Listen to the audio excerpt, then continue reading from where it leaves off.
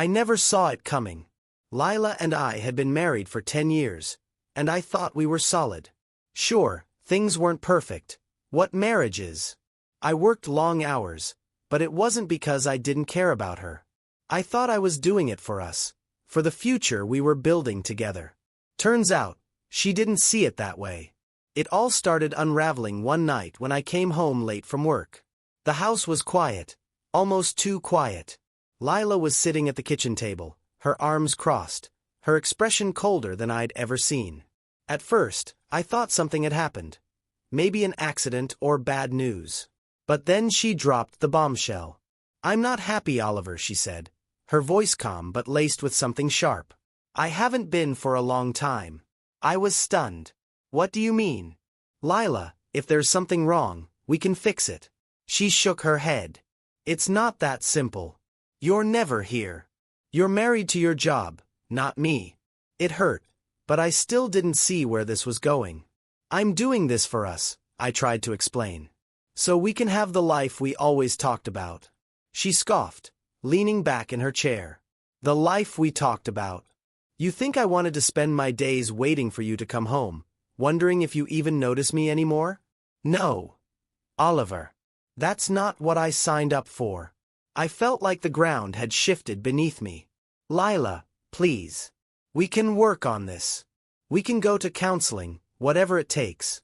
That's when she said it. "It's too late. I've met someone else." The words hit me like a freight train.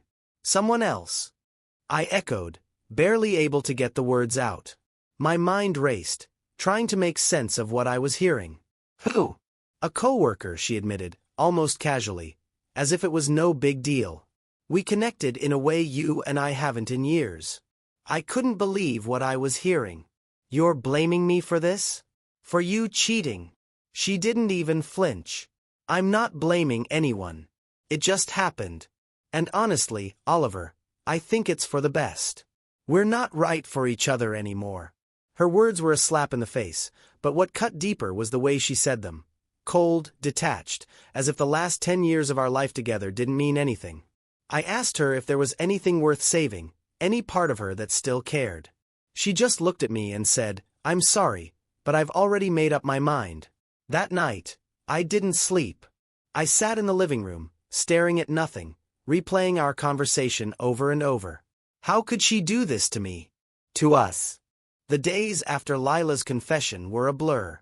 The woman I thought I'd spend my life with was suddenly a stranger, and I couldn't shake the feeling that everything I'd worked for had been a lie. She moved out within a week, claiming she needed space to figure things out. I didn't fight her on it. Honestly, I didn't have the energy. It was as if the life had been drained out of me, leaving me hollow and unsure of who I even was anymore. The house felt suffocatingly quiet without her. Her perfume still lingered in the bedroom, the faintest trace of it on the pillow she used to sleep on. Every corner of the house reminded me of her. The wine glasses she always insisted on keeping by the sink, the half-empty bottle of her favorite shampoo in the bathroom, even the dent in the couch cushion where she always curled up with her book. All of it was like a haunting echo of the life we used to share. I thought about throwing it all away, purging the house of her presence, but I couldn't bring myself to do it. Not yet. The divorce process was colder than I expected. Lila seemed calculated. She argued that she deserved half of everything, painting herself as the victim of my supposed neglect. She made it sound like I had driven her to this, that my long work hours and dedication to providing a better life for us were somehow cruel. Her lawyer parroted her narrative, emphasizing the emotional toll my absence had taken on her. I sat there, numb, listening to someone else frame my hard work as selfishness. She even claimed she should get the house because she needed stability to figure out her new life. I almost laughed when I heard it. Stability. Was that what her affair offered her? Was it stability when she destroyed everything we'd built together? But I didn't say anything. I let the lawyers hash it out, even as my stomach twisted in knots. Fighting would have made me feel petty, and I was too drained to argue. I agreed to let her take the house just to get it over with, even though it burned to hand over the home we'd built together. The only thing I demanded was to keep my retirement fund untouched. I had sacrificed too many years for it. Her lies kept surfacing as the weeks went on. Mutual friends, at least the ones who still spoke to me, told me about all the things she'd said behind my back. She had told people I was emotionally abusive, that I made her feel invisible. She painted herself as this brave woman finally breaking free from a toxic relationship. Hearing these things made me feel like the wind had been knocked out of me. I wanted to scream the truth from the rooftops, that she was the one who'd betrayed me, not the other way around. But what was the point? People believe the story they want to believe, and Lila had always been good at charming people. The worst part was the loneliness. After Lila left, I realized just how much of my social life had revolved around her. We had couple friends, people who always came to us as a pair. When we split, most of them stopped reaching out. Some sided with her, and others just didn't want to get involved. I tried reconnecting with old friends, but the conversations felt forced. They didn't understand what I was going through, and I couldn't blame them. I wasn't the same person I used to be.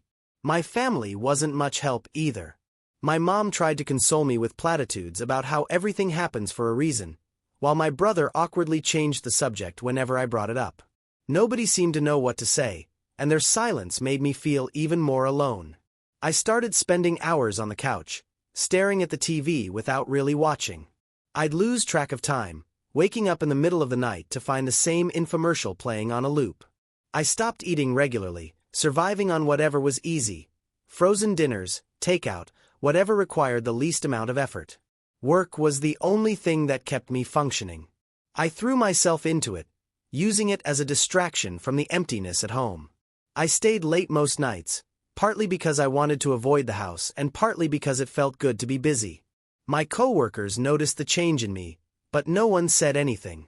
I'm sure they whispered about it in the break room, but I didn't care. At least work made me feel useful, even if nothing else in my life did. The nights were the hardest. Lying in bed, staring at the ceiling, I couldn't stop my mind from wandering. I replayed the last few years of our marriage, dissecting every argument, every moment of distance between us, trying to figure out where I went wrong. I wondered if there was something I could have done differently, something that would have stopped her from looking elsewhere. But deep down, I knew it wasn't my fault. No matter how hard I tried to convince myself otherwise, she had made her choice. She had lied, cheated, and walked away, and there was nothing I could do to change that. One night, I opened a box of old photos, thinking it might help me remember the good times. But it only made things worse. There we were, smiling at the beach, laughing at our first apartment, dancing at a wedding. It felt like I was looking at someone else's life, someone who had everything I no longer did. I shoved the box back into the closet and sat on the floor, my head in my hands, wondering how it had all gone so wrong. It wasn't until the divorce was finalized that I realized how much I had lost. Not just Lila, but the life we'd built together. The house, the friends, the routines, even the future I had envisioned. All of it was gone. All that was left was me, alone and starting from scratch. I didn't know what came next, but I knew I couldn't keep living like this. Something had to change. I just didn't know where to begin. After the divorce was finalized, I spent weeks in a sort of fog. I went through the motions, work, eat, sleep, but nothing felt real. The house was gone, my routines were gone, and even the few people I thought I could count on had grown distant. It was as if my life had been stripped down to its barest parts, and I was left standing in the wreckage, trying to make sense of it all. Then, out of nowhere, something happened that shook me out of my misery. I won the lottery. It was almost absurd in its timing, like the universe had decided to throw me a lifeline just when I was about to drown. I wasn't even a regular player. I'd bought the ticket on a whim, one of those quick-pick deals at the gas station while grabbing a coffee. I hadn't even thought about it since. When I saw the winning numbers flash on the news that morning, I felt a jolt of disbelief. I checked my ticket 3 times, then a 4th, my hands trembling. It didn't seem possible.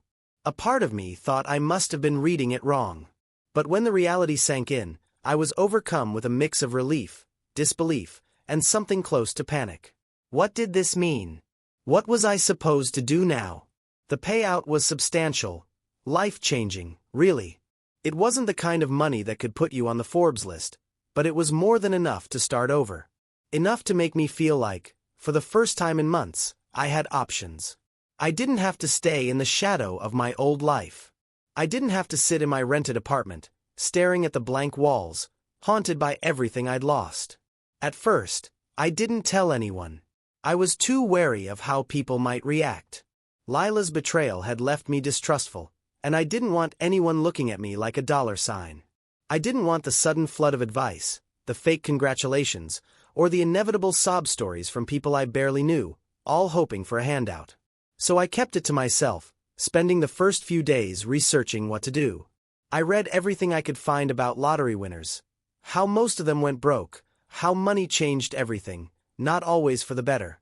I decided to meet with a financial advisor. I found one through a coworker who'd had a good experience and laid everything on the table. She was blunt but professional, helping me come up with a plan to manage the money responsibly. We set up investments, planned for taxes, and even created a small fund so I wouldn't feel deprived. I didn't want to blow it all on a mansion or flashy cars. I wanted stability, something I hadn't felt in a long time. With her help, I decided to buy a house. Not just any house, though. I wanted somewhere quiet, peaceful, far from the chaos of my old life. I found a place on the outskirts of town, a modest but beautiful home with enough space to breathe. It wasn't extravagant, but it felt like a fresh start. For the first time in months, I felt like I could exhale. Moving into the new house was surreal. It didn't feel like mine at first, just a collection of rooms and furniture. But slowly, I started to make it my own. I painted the walls, picked out a few new pieces of furniture, and even started a small garden in the backyard. It was therapeutic in a way I hadn't expected, like I was reclaiming some small piece of myself. But the house was too quiet. The silence, which I thought I wanted, became almost oppressive. I spent too many evenings staring out the window, wondering if this was all there was. Sure, I had a roof over my head and money in the bank, but I still felt untethered, like a man without a purpose. Winning the lottery hadn't fixed everything. It hadn't healed the wounds Lila left behind or filled the emptiness she created. That's when Eva came into my life.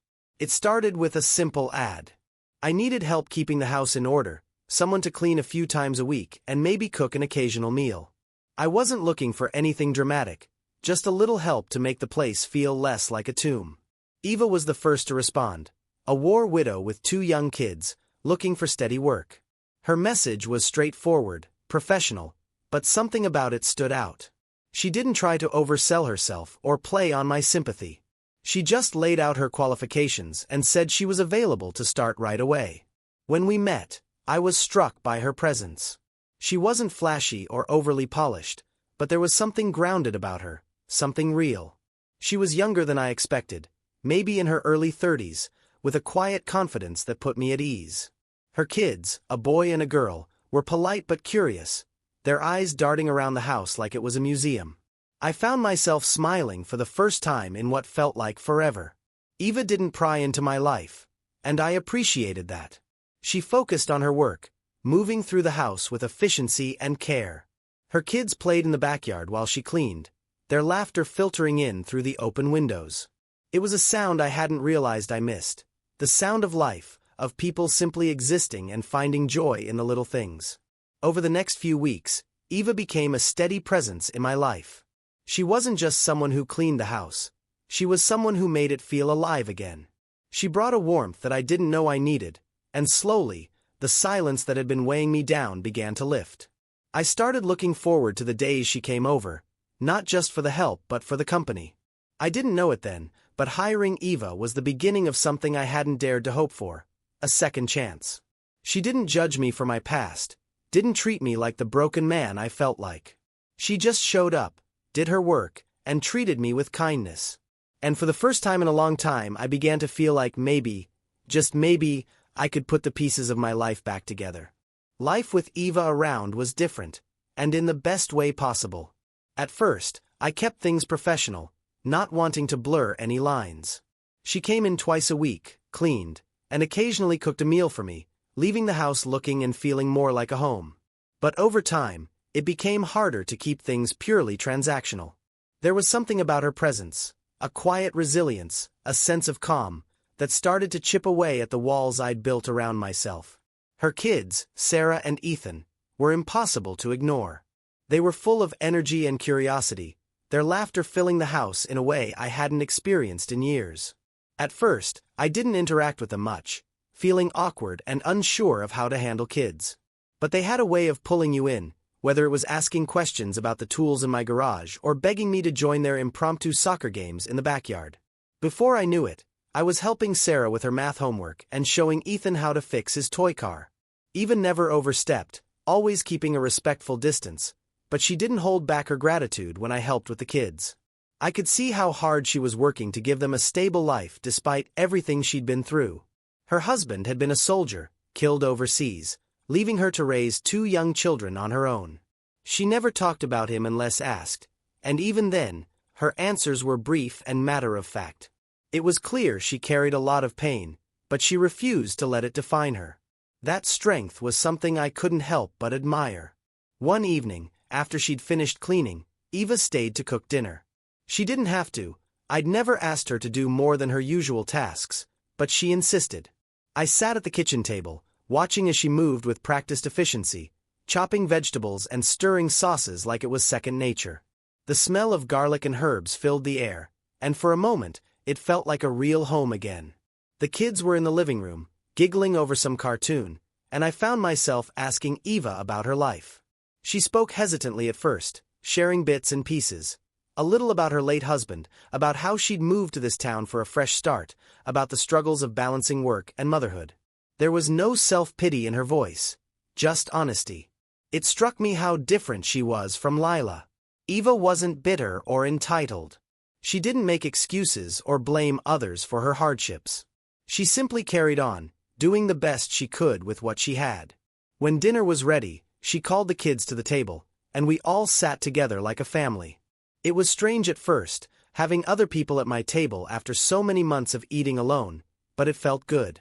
The kids chatted non-stop, telling me about their favorite cartoons and asking if they could explore my tool shed next time. Eva occasionally scolded them gently, reminding them to use their manners, but she let them be kids. I found myself smiling without even realizing it. After they left that night, the house didn't feel quite as empty. I sat on the couch, staring at the spot where Sarah and Ethan had been playing, and felt a warmth I hadn't felt in years. It wasn't just the noise they brought. It was the life, the energy. For the first time since Lila left, I didn't feel like I was suffocating in my own home. Over the next few weeks, Eva's role in my life began to shift. She wasn't just my housekeeper anymore. She was a friend, someone I could talk to without fear of judgment. She never pried, but she listened when I opened up about the divorce, about how Lila had torn my life apart. She didn't offer clichés or meaningless platitudes. She just nodded, her eyes full of understanding, and told me I'd get through it. Somehow, hearing it from her made it feel true. The kids, too, became a bigger part of my life. They treated my house like their second home, and I didn't mind. Sarah would bring her art supplies and spread them out on the kitchen table, proudly showing me her latest drawings. Ethan was fascinated by my tools and begged me to teach him how to use them. I started looking forward to their visits, to the chaos and laughter they brought with them. It wasn't long before I realized I was feeling something more than gratitude for Eva. I caught myself looking forward to the days she came over, watching the clock and hoping she'd stay just a little longer. I found excuses to spend time in the same room as her, asking her opinion on things I didn't really need help with. It wasn't just her kindness or her strength that drew me in, it was the way she made everything feel lighter, like I wasn't carrying the weight of the world on my shoulders anymore. But I was careful not to push. Eva had been through enough, and the last thing I wanted was to make her feel uncomfortable. So I kept my feelings to myself, content to let things unfold naturally. Still, I couldn't deny the shift in the air when we were together. There was a warmth, an unspoken connection, that I hadn't felt in years. One day, after she'd finished cleaning, Eva found me in the backyard, sitting on the steps with a beer in hand. The kids were playing tag on the lawn, their laughter echoing in the warm evening air. She sat down beside me, not saying anything at first, just watching them with a small smile. After a while, she thanked me, for letting her kids run wild, for being patient with them, for simply being kind. I told her it was nothing, but she shook her head, insisting it wasn't. She said people didn't realize how much small kindnesses meant when you were trying to hold everything together. Her words stayed with me long after she left that night. It wasn't just the kindness that mattered. It was her presence, the way she'd unknowingly filled the empty spaces in my life. Eva and her kids had brought light into my home when I thought it would stay dark forever. And for the first time I started to believe that maybe, just maybe, I could have a future worth looking forward to. As the weeks turned into months, Eva and her kids became a regular part of my life. Their visits were no longer just about cleaning or errands. They brought a sense of routine, a rhythm that I hadn't realized I desperately needed. The house, once a hollow, lifeless shell, now felt alive again. It was in the little things, the giggles from the living room, the faint hum of Eva singing to herself as she worked, the way Ethan and Sarah ran to greet me when I came home from work. For the first time since Lila left, I began to feel something resembling peace. But life wasn't perfect, not for Eva and certainly not for me. She never talked much about her struggles, but they were always there, just beneath the surface. One day, I noticed her car had a flat tire. When I offered to help her change it, she admitted she'd been driving on a donut for weeks because she couldn't afford to replace the tire. I told her to take the car to a shop and let me cover it, but she refused, insisting she could handle it herself. That was Eva, proud and fiercely independent, even when it was clear she needed help. The kids had their own challenges too. Ethan, full of energy and curiosity, had a tendency to get into trouble at school. Nothing serious, just the kind of mischief you'd expect from a boy his age. Talking back to teachers, not turning in homework, things like that. But Eva took it hard. She worried constantly about him, afraid he might grow up without the guidance he needed. It was clear she blamed herself, even though she was doing everything she could to raise him right. One evening, after she'd put the kids to bed, Eva stayed a little longer than usual. She was quieter than normal, her hands wrapped around a mug of tea as we sat in the kitchen. I asked if she was okay, and for a moment, it seemed like she might brush it off like she always did. But then, she opened up. She talked about how hard it had been since her husband died, how she'd felt like she was drowning in responsibilities, trying to be both mother and father to her kids. She admitted she'd considered leaving this town, starting fresh somewhere else, but the thought of uprooting the kids again felt unbearable. I listened, not knowing what to say. I'd seen her strength, her determination to push through whatever life threw at her, but hearing her talk about the weight she carried every day was something else entirely. She wasn't just strong, she was resilient in a way that made me question how I'd handled my own struggles. I'd let Lila's betrayal knock me down completely, while Eva had faced her pain head-on and kept moving forward. It was in that moment that I realized how much I wanted to be there for her, to lighten the load she carried in whatever way I could. It wasn't just about gratitude anymore, or even the growing feelings I had for her. It was about respect. Eva had endured so much, and yet she still found ways to give, to her kids, to me, to anyone who needed her. I wanted to be someone she could rely on, someone she didn't have to be strong for all the time. Not long after that night, an opportunity to step up came unexpectedly. Sarah had a school play, and Eva invited me to come along. She said it would mean a lot to Sarah if I was there, and I couldn't say no. Watching Sarah on stage, beaming with pride as she delivered her lines, was a moment I'll never forget. When the play ended, she ran straight to me, holding up the bouquet of flowers Eva had brought for her and asking if I liked her performance. I told her she was incredible, and the way her face lit up made me feel something I hadn't felt in a long time, like I belonged. Ethan, on the other hand, was a different story. He'd been sulking all evening, clearly upset about something. After the play, Eva pulled me aside and explained that he'd been having trouble with some kids at school. They'd been teasing him about not having a dad, saying cruel things that no child should ever have to hear. My chest tightened as she spoke, and I could see the pain in her eyes as she admitted she didn't know how to fix it. That weekend, I decided to spend some one-on-one time with Ethan. We worked on building a birdhouse together, something simple but hands-on. At first, he was quiet, barely responding to my attempts at conversation. But as the afternoon went on, he started to open up. He told me about the kids at school, about how much he missed his dad, about how sometimes he felt like he didn't fit in anywhere.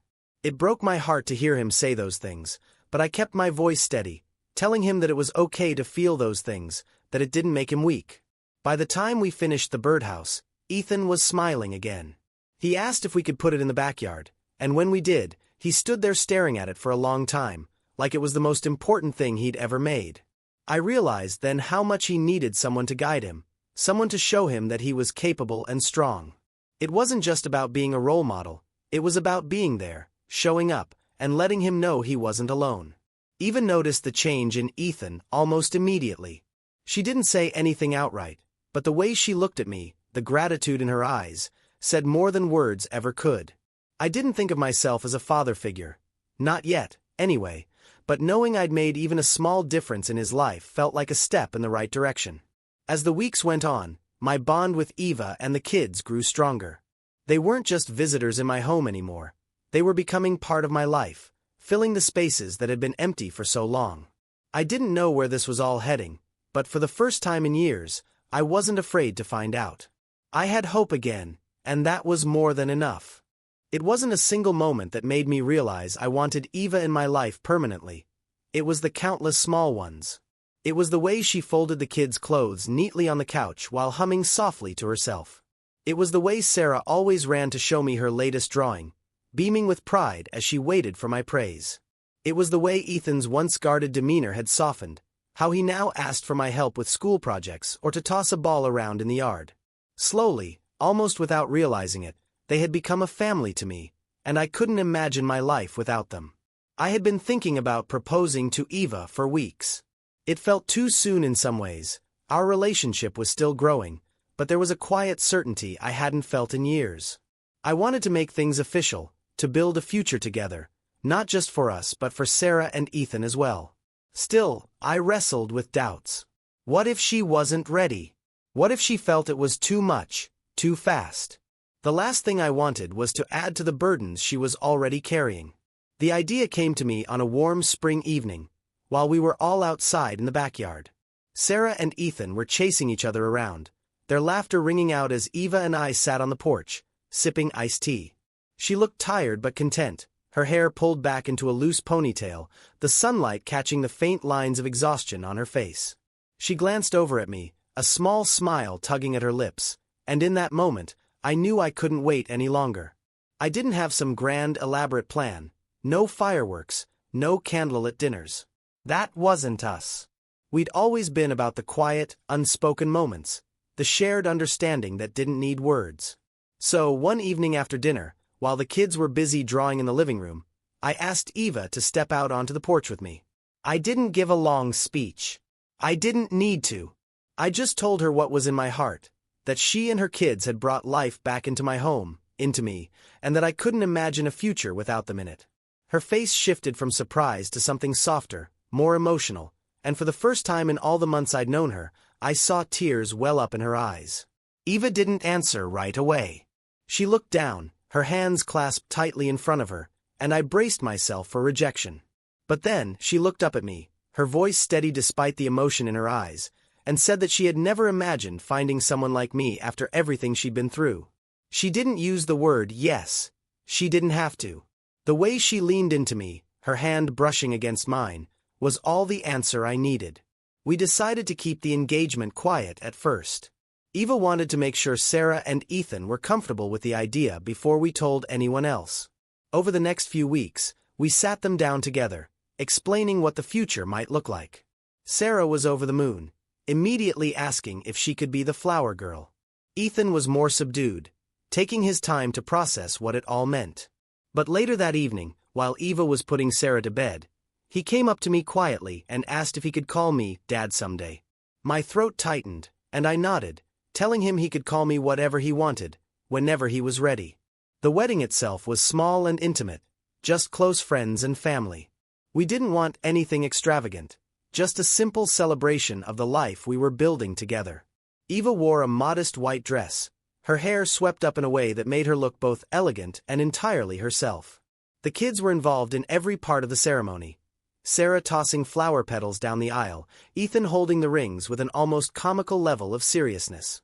As I watched them, I felt a wave of gratitude wash over me. This was my family now, and it was more than I ever thought I'd have again. Not everything about blending our lives was easy. There were challenges, moments of doubt and growing pains as we figured out how to navigate this new chapter together. Eva struggled to let go of some of her independence, hesitating to lean on me even when she needed to. I had to learn how to parent two children who weren't biologically mine, finding the balance between being supportive and overstepping. There were days when it felt overwhelming, when the weight of our past seemed too much to carry. But every time we stumbled, we found our way back to each other. Lila showed up once, not long after the wedding. She claimed she wanted to congratulate me, but it was clear she had ulterior motives. She said she'd made mistakes, that she missed what we had, and that maybe we could try again. I didn't even let her finish. For the first time in years, I felt nothing for her. No anger, no sadness, no longing. Just indifference. I told her I was happy now, that I'd moved on, and I didn't need her to haunt my life anymore. She didn't take it well, storming off in a huff, but I didn't care. She was a ghost from a life I'd left behind, and I had no intention of letting her back in. Eva was waiting for me when I got home that day, and without saying a word, she pulled me into a hug. I didn't tell her everything Lila had said. It didn't matter. What mattered was the life we were building together, the family we were creating. And for the first time in years, I felt like I was exactly where I was meant to be. Marrying Eva felt like a new chapter, a fresh start. But blending two lives, and two families, wasn't as seamless as I'd hoped. The honeymoon period, while wonderful, was brief. Reality settled in quickly, and with it came all the challenges of navigating a new family dynamic. I was stepping into a role I'd never prepared for, and while I was eager to do my best, I soon realized that love wasn't always enough to smooth over every rough edge. Sarah adjusted to the changes easily, almost too easily.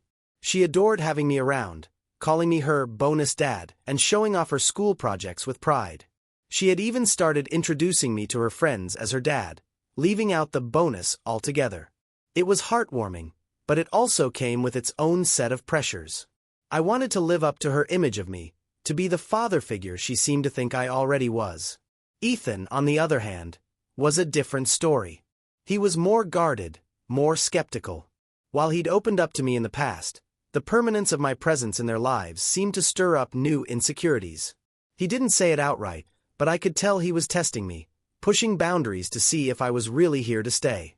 He'd challenge me on little things, bedtime, chores, homework, and while I tried to be patient, there were moments when it felt like I was failing him. One evening, after a particularly heated argument about him skipping his chores, Ethan locked himself in his room. Eva tried to talk to him, but he wouldn't budge. I sat on the couch, feeling like a failure, wondering if I'd pushed too hard.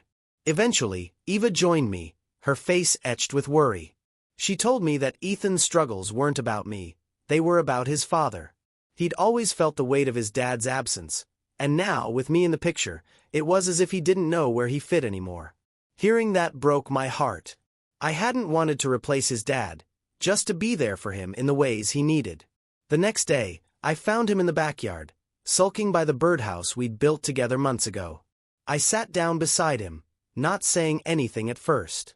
When he finally looked at me, his eyes filled with doubt, I told him that I wasn't going anywhere. I told him he didn't have to call me dad or even like me all the time, but I would always be there for him. He didn't respond, but the way he leaned against me, ever so slightly, told me I'd gotten through to him.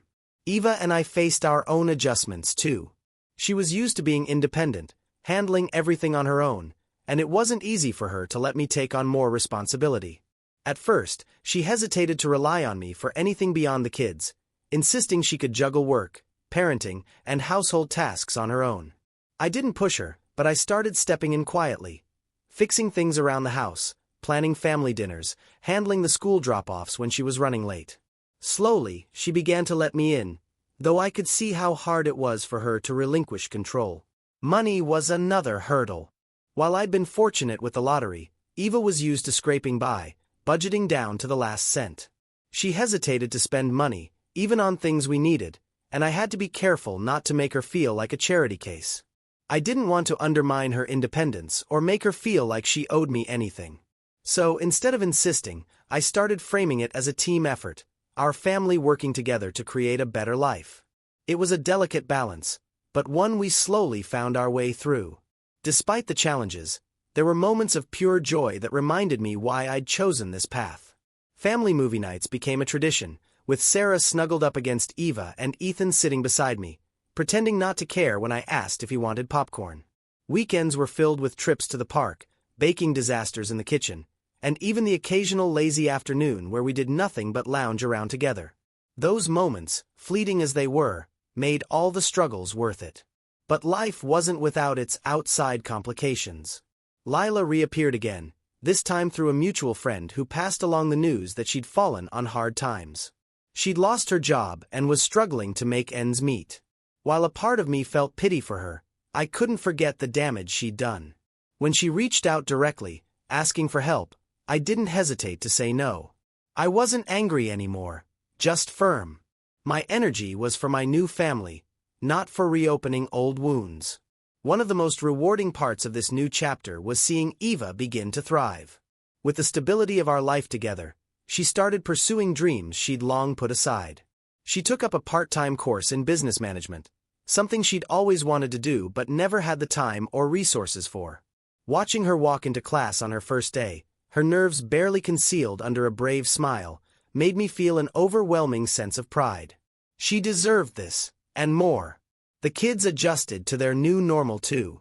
Sarah blossomed into a confident, creative girl who loved showing off her art. Ethan still had his moments, but he was growing, finding his footing in the world with a strength that reminded me of his mom. One day he called me Dad without thinking, and though he immediately turned red and tried to play it off, I didn't let him. I told him it was the greatest thing I'd ever been called. We weren't perfect. Far from it. There were still arguments, moments of frustration, and days when it felt like we were barely holding it all together. But we always came back to each other. We chose each other again and again, through every stumble and misstep. That's what family was, I realized. Not perfection, but persistence. Choosing to love each other even when it wasn't easy. And for the first time in a long time, I felt like I belonged. Like I had a home. Like I was part of something worth fighting for. Life had settled into a rhythm. Imperfect, chaotic, and messy, but ours. It wasn't the life I had once imagined, but it was better in ways I couldn't have foreseen. Every day felt like a step further from the pain and betrayal of my past. Closer to the kind of life I never thought I'd have again. I'd stopped looking back, and for the first time in years, my focus was on what lay ahead. The turning point came one Sunday morning. Eva and I were sitting on the porch, watching the kids chase each other around the yard. The sun was warm on my face, and for a moment, everything felt quiet, peaceful. That's when Eva turned to me, her face soft but serious, and said she had something to tell me. My stomach tightened, wondering if she was about to deliver bad news. But instead, she smiled, a nervous, hesitant smile that didn't quite reach her eyes, and told me she was pregnant. For a second, I couldn't speak. The words hung in the air, their weight sinking in slowly. Pregnant. We were going to have a baby. A flood of emotions hit me all at once. Joy, fear, disbelief. I hadn't dared to hope for this, not after everything that had happened. I didn't even know if I'd ever wanted to be a father again, not after the life I'd built had been torn apart. But now, with Eva, it felt right. It felt like the missing piece of the puzzle, the final thread tying our lives together. Eva was nervous, I could tell. She'd been through so much already, and the thought of starting over with a new baby must have been overwhelming. But I reassured her in every way I could, promising that we would face this together. She wasn't alone anymore, and neither was I. The kids were ecstatic when we told them. Sarah immediately started drawing pictures of what she thought the baby would look like, complete with tiny wings, because she was convinced it would be an angel. Ethan, ever the practical one, asked if he could teach the baby how to build a birdhouse one day. Watching their excitement made the reality sink in even deeper. This wasn't just about me and Eva anymore. We were building something bigger than ourselves. A family in every sense of the word. Just as we were settling into the news of the pregnancy, life threw us another curveball. I received a letter in the mail, an official-looking envelope from the State Lottery Commission. At first, I thought it was just a routine update about taxes or some kind of promotional nonsense. But when I opened it, my jaw dropped. It was a notification that one of my old lottery tickets, one I'd forgotten about entirely, had hit a smaller but still substantial jackpot. It felt surreal. The first lottery win had already changed my life, giving me the means to start over. But this felt like a sign, a confirmation that I was on the right path. Eva laughed when I told her, shaking her head in disbelief. "What are the odds?" she said, her hand resting on her growing belly. I didn't have an answer, but I couldn't help but feel like the universe was giving me a nudge, telling me to keep moving forward. With the new windfall, we started dreaming bigger. We didn't want anything extravagant, but we talked about practical things: a college fund for the kids, a bigger car to fit our growing family, and maybe a small vacation to make some memories before the baby arrived. For the first time, it felt like the future was ours to shape, not something we had to survive or endure. As Eva's pregnancy progressed, our home became a hive of activity.